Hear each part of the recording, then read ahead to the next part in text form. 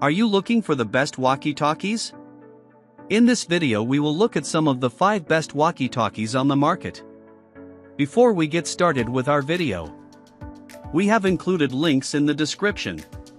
So make sure you check those out to see which one is in your budget range.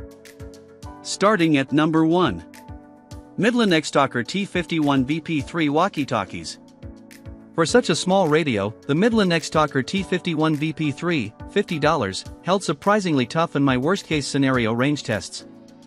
At just $50 for a pair, they are a downright steal for anyone looking to snag a set on the cheap.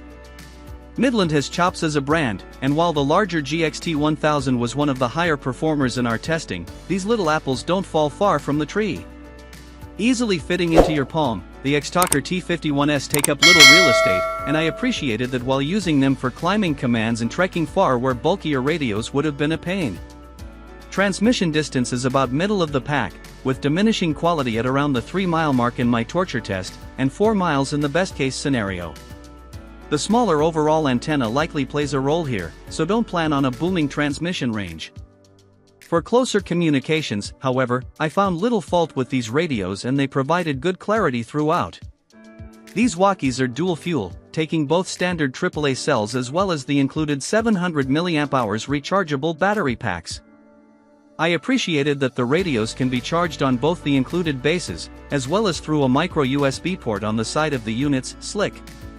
While overall battery life won't be the most impressive, these are the smallest radios in my testing. I could squeeze out a full day of use.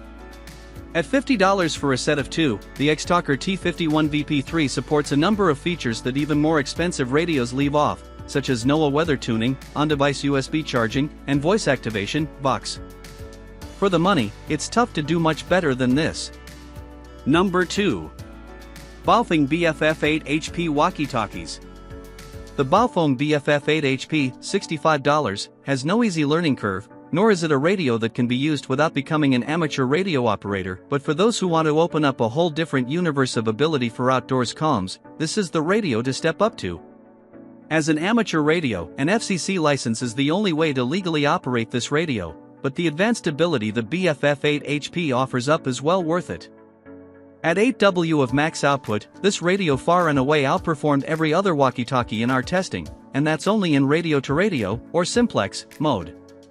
Because these radios can access repeater towers, ground-based antennas that amplify your signal, your range can instead be measured in hundreds of miles.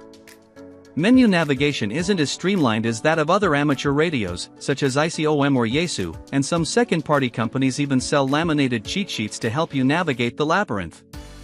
It usually takes me about a day to use this radio again before it all comes back. BAOFENG does sell a programming cord for use with this radio, and I highly recommend purchasing that with your handheld for far easier setup. Technically a dual-band radio, the BFF8 HP operates on both the VHF and UHF frequencies, as well as tossing in an AM/FM radio receiver. The dirty secret with these radios is that while they can operate on the FRS frequencies, they aren't FCC certified as such, and I can't recommend that you use them that way. But used correctly, you could even communicate worldwide with these radios and the right know-how. Know that battery life at the full tilt 8W output won't last as long as the lower power outputs, 1 and 5 watts, so meter your usage to just enough to get your signal out. While there's some legwork to do to use the BFF8 HP, serious radio users shouldn't be dissed by the need to pass the test. In serious situations, a radio like this can communicate with SAR helicopters, call out of deep backcountry outposts, and will always have more juice than FRS and GMRS radios. Number 3. Midland GXT67 Pro GMRS 2-way radio. The Midland GXT67 Pro, $200, is undeniably the brand's top-of-the-heap GMRS radio. It finally adds repeater capabilities to take full advantage of those 5 watts of power. The unit is also tough. On my first foray with it, I dunked it in a river for 10 minutes before keying up.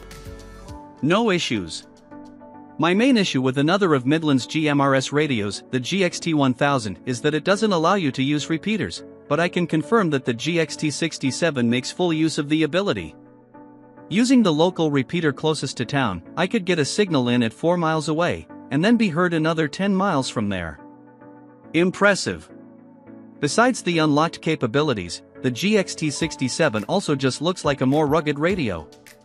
An IP67 rating means full immersion is fair play, and after attaching a tether to the radio, I used it during a whitewater kayaking trip to coordinate runs. The user interface on this radio is also better than pretty much any other I've used in the field, with a broad screen that even has 7 different screen colors to toggle through, and simple menus. The GXT67 also makes a decent trail rig radio, though not the best. Unfortunately, the antenna isn't removable, meaning you can't run a remote antenna to the roof of your off-road or overland vehicle. Compared side by side with the Walkie Talkie 5W, the Walkie had better reception when used with its optional whip antenna. The GXT67 doesn't snag our top spot for a GMRS for a few reasons. For one, the non-removable antenna and battery keep it from being as versatile as a GMRS radio can be, and I appreciated the functionality of both on the Walkie Talkie 5W. The overall size is also larger than the Walkie radio, and the clunky belt clip keeps me from using this radio much during activities where it might come free. Even still, I think that the GXT67 Pro is the best handheld radio that Midland has made so far. The 2500 mAh battery is one of the biggest I've tested, which helps excuse the non-replaceable nature, and reception is clear and crisp, including into repeaters. For a solid GMRS radio, it's tough to do better. Number 4. Midland GXT 1000 VP4 GMRS two-way radio. Like the Walkie Talkie 5W, the Midland GXT 1000, $90, is a GMRS radio, but I again find the performance on this walkie-talkie well worth the licensing hassle. Performing just behind the 5W in all of our range tests, these radios stretch your transmission abilities and host several features that make them competitive.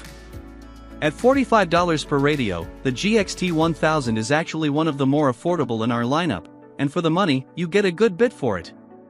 The radio supports all of the typical GMRS channels, and a unique group mode that allows you to send transmissions to single parties as opposed to the entire frequency. This is a bit challenging to use, but handy nonetheless.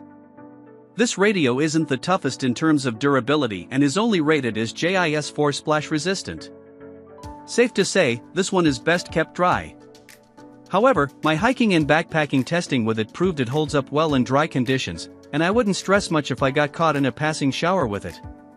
Unfortunately, while the GXT 1000 is a GMRS radio, it isn't set up to be used with GMRS repeaters, which limits its functionality. While few may actually take the time to use them, repeaters can greatly boost your signal output, and leaving off the ability feels like an oversight. For this reason, I tend to recommend the Walkie Talkie over the Midland for most folks. Only a few functional differences separate this from the Walkie Talkie 5W, however. If you prefer the more traditional style and button layout, the GXT 1000 might be the GMRS radio for you. Number 5. DEWALT DX FRS 800 FRS Walkie Talkies. If you ignore the tongue twister model name, the DEWALT DX FRS 800, $149, is remarkably simple. It gives you everything you need to communicate with others, wrapped in a tough outer shell that even makes it waterproof.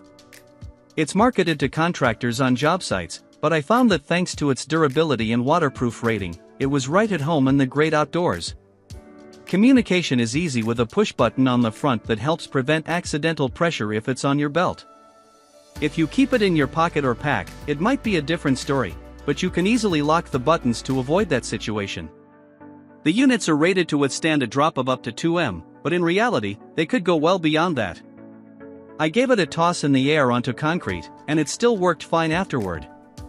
It's also rated at IP67, which means you could dunk this underwater, and it would still work fine. Just make sure the USB and audio ports are properly covered to avoid any issues if you are in a situation where that could happen.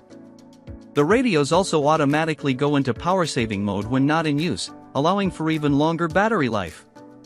I tested how long you could leave them on, and they lasted over 3 days in standby mode. Overall, the DX FRS 800 is a great pick if you are hard on your gear and just need a simple talk and response walkie-talkie that has plenty of battery life. It wasn't the flashiest or most impressive in our testing, and it's styled more so for work sites, but I think its utility extends beyond that.